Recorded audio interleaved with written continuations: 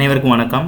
இன்றைக்கி சனிக்கிழமை டிசம்பர் 23 தினமணி பேப்பரில் இருக்கிற முக்கியமான செய்திகள் பார்க்க போகிறோம்.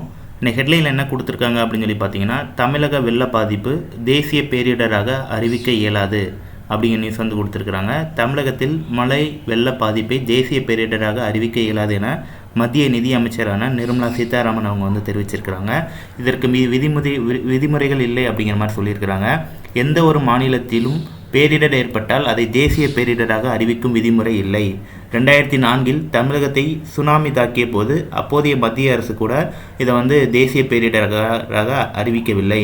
2013 ஆகஸ்டில் இது தொடர்பாக நாடாளுமன்றத்தில் பதிலளித்த அப்போதைய மத்திய இணையமைச்சர் முல்லப்பள்ளி ராமச்சந்திரன் அவர்கள் இயற்கை பேரிடரை தேசிய பேரிடராக அறிவிக்க விதிமுறைகள் இல்லை அப்படிங்கிற மாதிரி சொல்லியிருக்கிறாங்க. அதாவது இயற்கை பேரிடர் தேசிய பேரிடராக அறிவிக்க முடியாது அப்படிங்கிற மாதிரி இந்த நியூஸில் கொடுத்துருக்குறாங்க.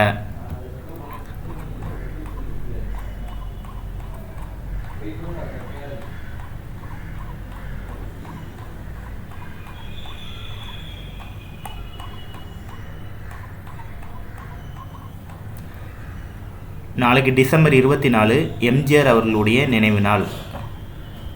நாளைக்கு டிசம்பர் 24 பெரியார் ஈவேரா அவர்களுடைய 50 ஆண்டு நினைவு நாள். இன்னைக்கு திருக்குறள் என்ன கொடுத்துருக்காங்கன்னா, ஓதல் வேண்டும் ஒளி மல்கும் செய்வினை அதுவும் என்னும் அவர் அப்படிங்கிற வினைத்துண்மை அதிகாரத்தில் 653வது குறள் கொடுத்துருக்குறாங்க. மேன்மேலும் உயர்வோம் என்று விரும்பி முயல்கின்றவர் தம்முடைய புகழ் கெடுவதற்கு காரணமான செயலை செய்யாமல் விட வேண்டும் அப்படிங்கிற மாதிரி கொடுத்துருக்குறாங்க.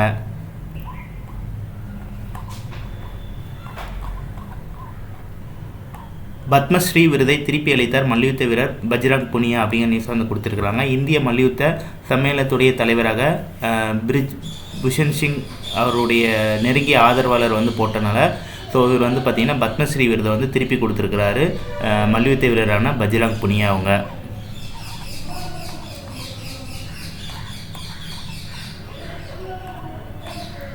தேசிய அளவில் 10ஆம் வகுப்பு மாணவர்கள் இடைநிற்றல் விகிதம் 21%. தமிழகத்தில் 9%. இடைநிற்றலே இல்லாத மாநிலம் மணிப்பூர் அப்படிங்கிற நியூஸ் கொடுத்துருக்காங்க. இடைநிற்றல் அப்படிங்கிறது என்னன்னு சொல்லிடுறேன். அதாவது 10th ஃபெயில் ஆன உடனே அதுக்கப்புறம் அவங்களோட படிப்பை கண்டினியூ பண்ண மாட்டாங்க. அதோட அவங்க படிப்பை ஸ்டாப் பண்ணிடுவாங்க. ஸோ இதை இடைநிற்றல் அப்படின்னு சொல்லுவாங்க. ஸோ அந்த மாதிரி இருக்கக்கூடிய அந்த இடைநிற்றலோட விகிதம் தேசிய அளவில் 21%, தமிழகத்தில் 9% இருப்பதாக சொல்லியிருக்கிறாங்க. எந்தவித இடைநிற்றலுமே இல்லாத மாநிலம் எதுனா மணிப்பூர். சரிங்களா? ஸோ இதில் அதிக இடைநிற்றல் அப்படின்னு சொல்லி பார்க்குறப்ப 2018-19 கல்வியாண்டில் இந்த விகிதம் 28 மாநில அளவில் பார்த்திங்கன்னா ஒடிசா அதிக இடைநிற்றல் விகிதத்தை வச்சுருந்தாங்க. இப்போ அந்த மாநிலத்துக்கு குறைஞ்சிருக்குது. தமிழகத்துக்கு 9% இருக்குது.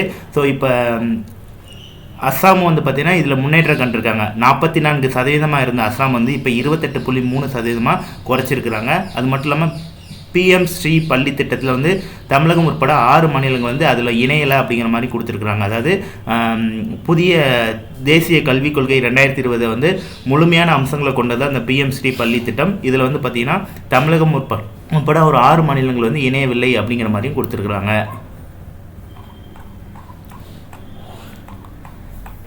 ஸோ அவ்வளோதான் இன்றைக்கி இருக்கிற முக்கியமான செய்திகள். நன்றி, வணக்கம்.